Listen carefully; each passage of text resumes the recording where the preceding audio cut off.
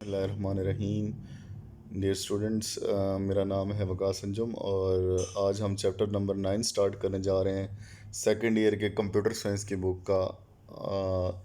Book में वैसे total 14 chapters हैं, लेकिन चैप्टर 8 से जो प्रोग्रामिंग का सेक्शन शुरू हो रहा है हमने उससे पहले स्टार्ट किया। चैप्टर नंबर 8 के लेक्चर्स कंप्लीट हो गए तो चैप्टर 9 के लेक्चर स्टार्ट किए। आज चैप्टर 9 का पहला लेक्चर है और ये चैप्टर रिलेटेड टू है कि सी लैंग्वेज के कौन कौन से एलिमेंट्स या कंपोनेंट्स हैं जिनको आप अच्छी तरह जान लें प्रोग्रामिंग स्टार्ट करने से पहले।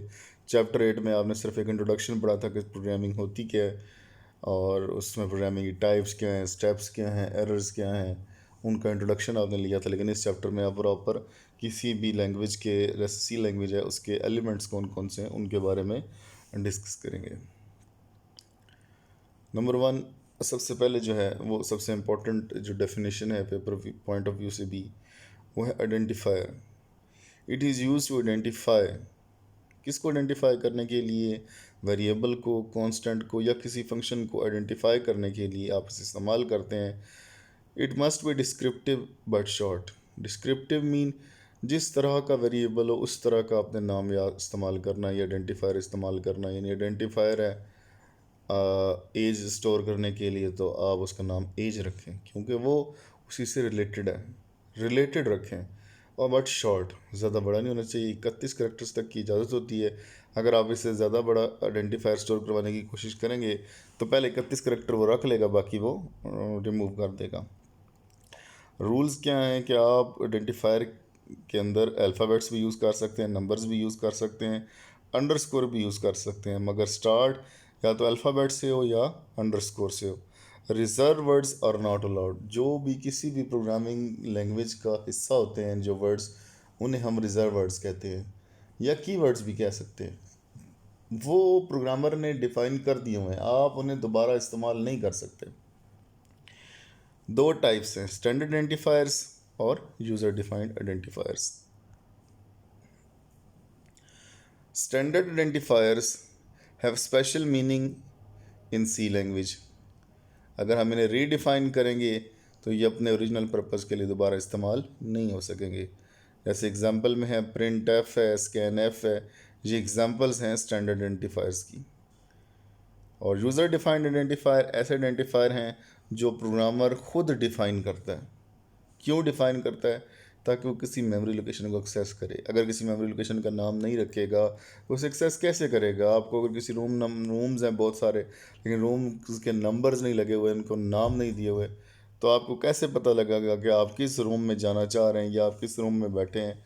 तो उसके लिए आपको उसका नाम रखना पड़ेगा। इसी तरह कंप्यूटर की मेमोरीज़ हैं, उनका आपको नाम रखना पड़ेगा। यानी यूज़र को वो मेमोरी लोकेशंस के नाम रखने पड़ेंगे, यूज़र डिफाइंड आइडेंटिफायर्स, ताकि उन्हें एक्सेस किया जा सके। और ये क्यों बनाए जाते हैं? ताकि डाटा स्टोर किया जा सके या प्रोग्राम जो आपने किया है उसका रिज़ल्ट स्टोर किया जा सके। एग्जांपल्स में marks, grade, age, A B, ये सारे user defined user defined identifiers हैं। Keyword. A word in C language that has a predefined meaning and purpose is called keyword. इसका पहले से कोई मतलब है उसे हम कीवर्ड कहते हैं। इसे लैंग्वेज के डेवलपर ने डिफ़ाइन करना होता है। ये कंपाइलेशन में हमारी हेल्प करते हैं। लोअर केस यानी स्मॉल अल्फ़ाबेट्स में ये लिखे जाते हैं। अगर इनको हम रीडिफ़ाइन करें तो ये अपने ओरिजिनल फीचर्स खो बैठते हैं, ये अपने ओरिजिनल काम नहीं करते। और सी लैंग्वेज के अंदर ये 32, हर लैंग्वेज के अंदर अपने 6 से C++ में 64 हैं, 60 प्लस हैं, सॉरी। इसकी एग्जांपल्स में auto, break, case, do, while, if, int, long. Book में पूरे ये 32 अवेलेबल हैं। टेबल है, आप किसी भी साइट से इसे व्यू कर सकते हैं। नेक्स्ट, सबसे बेसिक बिल्डिंग ब्लॉक वेरिएबल। जब भी आपने प्रोग्राम स्टार्ट करना है, प्रोग्राम के शुरू में ही आपने जब मेन फंक्शन में एंटर होना है तो आपने सबसे पहले उस प्रोग्राम में इस्तेमाल होने वाले वेरिएबल्स को इंट्रोड्यूस करवाना है। वो कैसे इंट्रोड्यूस करवाना है? ये वेरिएबल किस लिए इस्तेमाल होते हैं, ये क्या हैं? ये नेम्ड मेमोरी लोकेशन और सेल हैं। ये ऐसी मेमोरी लोकेशंस या सेल्स या बॉक्सेस हैं जिनका हम नाम रख देते हैं। क्यों नाम रखते हैं? क्योंकि इन्हें इस्तेमाल करना होता है इनपुट के लिए, स्टोर करने के लिए, और आउटपुट को स्टोर करने के लिए ड्यूरिंग प्रोग्राम एग्जीक्यूशन। अब जो भी आपने इनपुट्स लेनी हो यूज़र को से, उनको आपने कहीं ना कहीं स्टोर करवाना है। फिर जब मैनिपुलेशन करके जो रिज़ल्ट आएगा उसको भी कहीं स्टोर करवाना है, तो उसके लिए आपको मेमोरी चाहिए। वो मेमोरी वेरिएबल कहलाती है। वैल्यू में change during change but variable can not be change during program execution. आपने एक प्रोग्राम बनाया, वो वेरिएबल ने वैसे ही रहना है, उसकी वैल्यू चेंज हो सकती है। कभी उसके अंदर जैसे एज है, वेरिएबल है, उसने एज ही रहना है ड्यूरिंग प्रोग्राम एग्जीक्यूशन। हाँ, वैल्यू चेंज हो सकती है। कभी मतलब एज आप 22 रखवा रहे हैं, कभी 35 रखवा रहे हैं, कभी 37 रखवा रहे हैं। ये रैम में क्रिएट होते हैं वेरिएबल्स। और रैम आपको पता है टेम्परेरी मेमोरी है। जैसे ही ये प्रोग्राम आप क्लोज करते हैं, ये वेरिएबल भी डिस्ट्रॉय हो जाते हैं। ये नीचे एक डायग्रामेटिकल फिगर है जिसमें हमने एक मेमोरी ब्लॉक शो किया हुआ है। कंप्यूटर मेमोरी है ब्लू आउटलाइन वाला। फिर उसके बाद उसके अंदर जो है एक रेड बाउंड्री जिसे हम एड्रेस ऑफ वेरिएबल कह रहे हैं, और वेरिएबल का फिर हमने नाम भी रखा, और जैसे मार्क्स है। और फिर कंटेंट ऑफ वेरिएबल यानी 10, हम उसका कंटेंट है यानी उसकी वैल्यू क्या है, 10 है। That was variable. Short questions के लिए अहम है। Next is variable declaration. Declaration का मतलब क्या था, तारुफ करवाना। उसके बारे में आपने इंट्रो देना कि हाँ जी ये भी एक वेरिएबल जो होता है, इसका ये हम इस्तेमाल करने लगे हैं। Process of specifying name and type of variable is called variable declaration. यानी उसका नाम रखना और उसकी टाइप बताना कि ये किस किस्म का वेरिएबल होगा। Strongly typed language mean variable must be declared before use. आपने कोई भी वेरिएबल इस्तेमाल करना है तो पहले आपने उसे डिक्लेयर करवाना है। It determines the amount of memory required by the variable.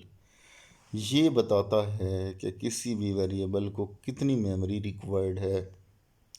It tells कि किसी भी वेरिएबल को कितनी मेमोरी रिक्वायर्ड है। Once declared data type of variable can not be change during execution, however its value can be change.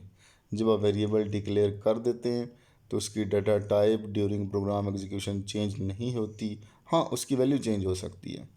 नीचे syntax किसे लिखते कैसे हैं, पहले आप डाटा टाइप लिखेंगे, फिर आप वेरिएबल का नाम लिख देंगे और फिर सेमीकोलन लगा देंगे। एग्जांपल में जैसे इंट मार्क्स लिखा हुआ है, इंट डाटा टाइप है, मार्क्स वेरिएबल नेम है।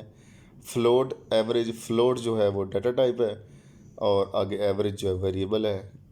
Character grade, character data type और ग्रेड वेरिएबल। इसी तरह डबल और सैलरी, आखिर में सेमीकोलन है। अगर आपको लगता है कि इन टाइप के आपने 3-4 वेरिएबल इस्तेमाल करने हैं तो उनको आप इकट्ठा भी लिख सकते हैं। यानी एक ही टाइप की अगर आपने एक से ज़्यादा वेरिएबल डिक्लेयर करवाने हैं तो उसका तरीका ये है कि आप पहले डाटा टाइप लिखें, फिर आगे वेरिएबल्स के नाम लिखकर बस उनके दरम्यान में कॉमा लगा दें। जैसे ABC 3 वेरिएबल लेने थे और उनकी डाटा मैंने इंट रखनी थी तो मैंने उनको इस तरह से शो करवा दिया। Variable initialisation. इनिशियल का मतलब होता है शुरू से, start. Assigning a value to a variable at the time of declaration. जब आप वेरिएबल डिक्लेयर करवा रहे हों, अगर आप उस वक्त उसमें कोई वैल्यू रखवा दें तो उसे कहते हैं variable initialization. Equal sign is used. Equal का साइन लगाते हैं जब हमने उसे वैल्यू इनिशियलाइज करवानी हो या असाइन करवानी हो। वेरिएबल को लेफ़्ट साइड पे लिखते हैं और उसकी वैल्यू को राइट साइड पे लिखते हैं। Memory is allocated two variable automatically when declared. जब आप कोई वेरिएबल डिक्लेयर करवाते हैं तो उसको मेमोरी ऑटोमेटिकली एलोकेट हो जाती है। It may contain some meaningless data called garbage data. अब वो चूँकि खुद ब खुद एलोकेट हो गई है मेमोरी, तो हो सकता है वो खुद ब खुद को वैल्यू भी होल्ड कर ले, या पुरानी वैल्यूज़ पड़ी हैं उस मेमोरी लोकेशन में वही होल्ड कर ले। जो हमारे लिए ज़रूरी नहीं थी, गैर ज़रूरी हैं, गलत हैं, उन्हें हम गार्बेज वैल्यूज़ कहते हैं, और वो हमें गलत रिज़ल्ट भी दे सकती हैं। इसलिए हम प्रोग्राम शुरू करते वक्त ही बाज़ औक़ात वेरिएबल में कोई ना कोई वैल्यू रखवा लेते हैं ताकि कोई रिज़ल्ट का प्रॉब्लम ना आए। इसका प्रोसेस का तरीकाकार, सिंटेक्स क्या है, पहले आप लिखेंगे डाटा टाइप लिखेंगे, फिर नेम ऑफ़ वेरिएबल लिखेंगे, फिर इक्वल का साइन लगाएंगे और फिर आगे वैल्यू। जैसे int x is equal to 100, एक वेरिएबल डिक्लेयर करवाया है आपने x, इसकी डाटा टाइप है इंटीजर और उसको हमने 100 से इनिशियलाइज़ करवा दिया है। अगर एक से ज़्यादा वेरिएबल्स हैं सेम टाइप के, जैसे x और y दोनों इंट हैं, तो आप इनको इकट्ठा भी इनिशियलाइज़ करवा सकते हैं। That x is equal to 50 and y is equal to 100। उसके बाद डिक्लेयरिंग वेरिएबल और डिफाइनिंग वेरिएबल का डिफरेंस, ये शॉर्ट क्वेश्चन बहुत इंपॉर्टेंट है, बहुत बारीक मामूली सा डिफरेंस है, इम्पॉर्टेंट है कि डिक्लेयरिंग में आप नेम और टाइप बताते हैं वेरिएबल की कंपाइलर को।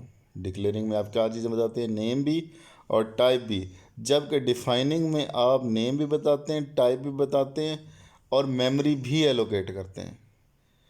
वेरिएबल डिक्लेरेशन करते वक्त आप मेमोरी एलोकेट नहीं करते, लेकिन डिफाइनिंग करते वक्त आपने मेमोरी भी एलोकेट करनी है। इन C language declaring and defining ये कोई सेपरेट चीज़ें नहीं हैं।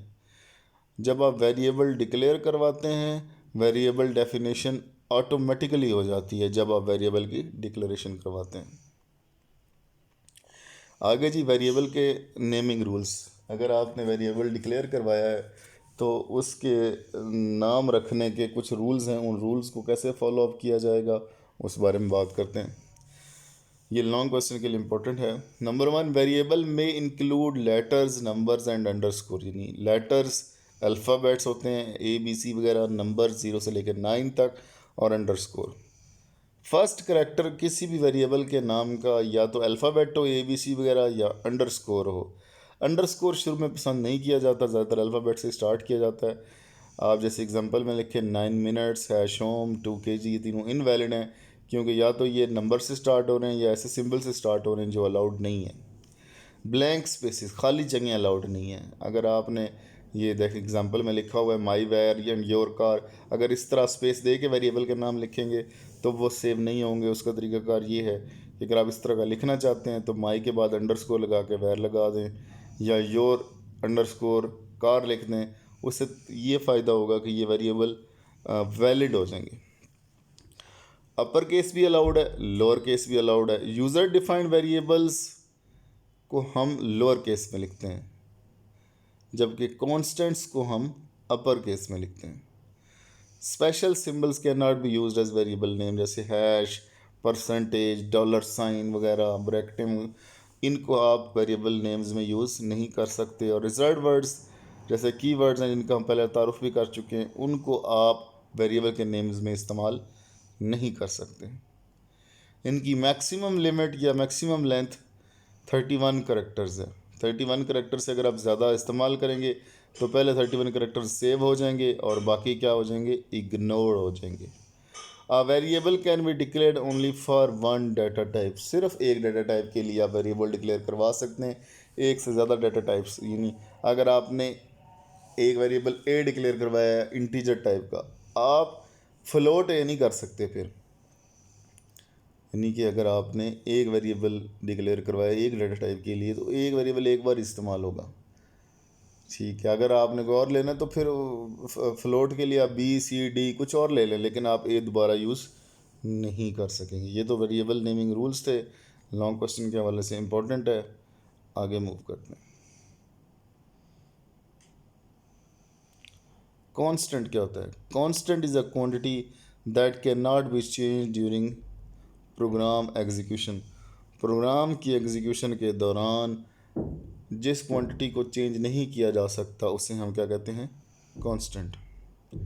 इसकी टाइप्स में सबसे पहली टाइप है numeric constant. Numeric constant number, numeric values हैं, नंबरिक वैल्यूज़ हैं, जैसे इंटीजर कांस्टेंट या फ्लोटिंग पॉइंट कांस्टेंट। इसकी फर्दर दो टाइप्स हैं। न्यूमेरिक ऐसी वैल्यूज़ हैं जो विदाउट फ्रैक्शन या डेसिमल पॉइंट्स हों, जैसे 87, 45, -10। पॉजिटिव हो तो पॉजिटिव सिंबल लगाने की ज़रूरत नहीं है, नेगेटिव है तो माइनस साइन लगा लें ताकि हमें आइडेंटिफिकेशन हो सके। और फ्लोटिंग पॉइंट वो वैल्यूज़ होती हैं, वो कॉन्स्टेंट्स हैं जिन्हें फ्रैक्शन या डेसिमल पॉइंट में लिखा जा सके। ये इनको हम मेजर कर सकते हैं। ये पॉजिटिव भी हो सकती हैं, नेगेटिव भी हो सकती हैं। पॉजिटिव जो हैं उनके लिए प्लस लगाना ज़रूरी नहीं है, लेकिन नेगेटिव के लिए माइनस लगाना मस्ट है। दूसरी टाइप है character constant. Any character written in single quotation marks is known as character. Single quotation में all alphabetic constant characters and symbols, हर वो वैल्यू, सिंगल वैल्यू जिसके अंदर एक वैल्यू, यानी ABC एक वैल्यू, 1, 2, 3 हैश, डॉलर, कोई एक वैल्यू जो सिंगल कोट में लिख दी जाए उसे हम करेक्टर कांस्टेंट कहते हैं। अगर शॉर्ट क्वेश्चन में पूछ ले व्हाट इज़ डिफरेंस बिटवीन 9, या उसने सिंगल कॉमा में 9 लिखा हो, सिंगल कोटेशन में 9 लिखा हो, तो बेटे ये इंपॉर्टेंट शॉर्ट क्वेश्चन ऐसे आपने सॉल्व करने का, आपने बताना है कि जो सिंपल 9 है वो एक इंटीजर वैल्यू है, और जबकि जो सिंगल कोट के अंदर 9 लिखा हुआ है वो करेक्टर वैल्यू है। उसके बाद है string constant, a collection of characters written in double quotations. एक से ज़्यादा करेक्टर, एक से ज़्यादा करेक्टर, जैसे पाकिस्तान 1 2 3 फिर आगे, और it is combination of alphabets numbers and symbols सब यूज़ हो सकते हैं भाई डबल कोट के अंदर। ठीक है, एग्जांपल्स ली हुई हैं, आप इन्हें देख सकते हैं। ओके जी, आज का टॉपिक बस यहीं तक है, स्ट्रिंग कॉन्स्टेंट्स तक। नेक्स्ट टॉपिक में हम मज़ीद आगे जो हमारे टॉपिक्स हैं, इंपॉर्टेंट टॉपिक्स हैं, उनको डिस्कस करेंगे। पहला लेक्चर यहीं पर एंड होता है। आप कोई क्वेश्चन है तो आप मुझे कमेंट बॉक्स में, या मुझे मेरे ईमेल आईडी पर, या मुझे पर्सनल मैसेज के ज़रिए आप रब्ता कर सकते हैं। Thank you very much.